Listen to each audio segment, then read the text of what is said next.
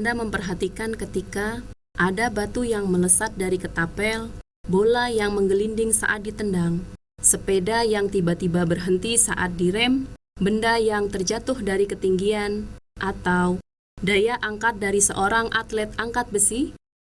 Apa yang menyebabkan perubahan posisi dan bentuk dari benda-benda tersebut? Betul, semua itu terjadi karena adanya gaya. Gaya dapat didefinisikan sebagai kekuatan, bisa dalam bentuk tarikan atau dorongan, yang mengakibatkan benda yang dikenainya mengalami perubahan posisi atau kedudukan, bergerak atau berhenti, serta perubahan bentuk. Dikatakan tarikan, jika benda yang dikenakan gaya bergerak mendekati objek yang memberikan gaya. Dikatakan dorongan, jika benda yang dikenakan gaya bergerak menjauhi objek yang memberikan gaya. Gaya disebut juga sebagai besaran vektor, yang digambarkan sebagai ruas garis berarah. Karena selain mempunyai nilai, gaya juga mempunyai arah. Gaya juga dapat dikaitkan dengan percepatan, karena sejatinya gaya merupakan hasil kali massa dengan percepatan. Percepatan sendiri merupakan perubahan kecepatan yang terjadi pada selang waktu tertentu. Secara umum, gaya memiliki beberapa sifat. Di antaranya, yang pertama, dapat mengubah bentuk benda. Yang kedua, dapat mengubah arah gerak benda. Dan yang ketiga, dapat menyebabkan benda bergerak atau pindah tempat. Berdasarkan caranya bekerja pada suatu benda, maka gaya dapat dibedakan menjadi dua macam, yaitu gaya sentuh dan gaya tak sentuh. Gaya sentuh adalah gaya yang terjadi karena persentuhan atau kontak langsung suatu benda yang memberikan gaya dengan benda yang dikenai gaya. Beberapa gaya yang masuk ke dalam kategori gaya sentuh adalah gaya gesek.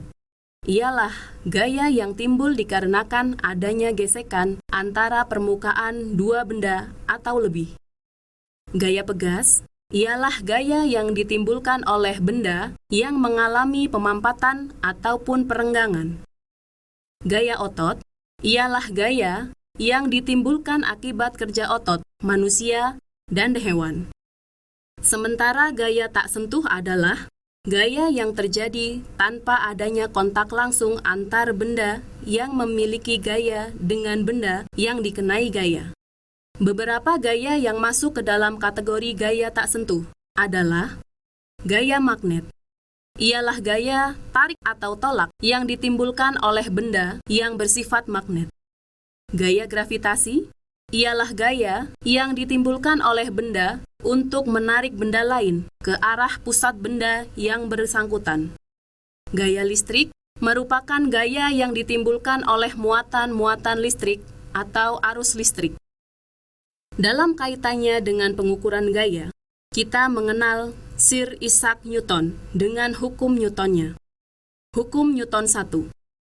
Setiap benda akan diam atau bergerak lurus beraturan jika resultan gaya yang bekerja pada benda tersebut sama dengan 0. Salah satu situasi nyata dari hukum Newton 1 ini adalah saat kita berkendara, kemudian kita melakukan pengereman atau berhenti secara mendadak, maka badan kita akan cenderung untuk maju. Hal inilah yang dimaksud dengan kecenderungan untuk terus melaju. Dengan kata lain, dapat dikatakan bahwa benda cenderung mempertahankan kedudukannya.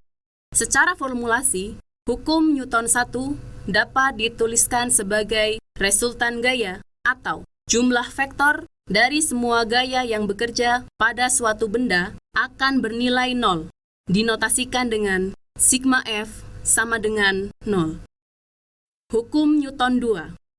Besarnya percepatan yang dialami suatu benda berbanding lurus dengan gaya yang bekerja terhadap benda tersebut dan berbanding terbalik dengan massa bendanya.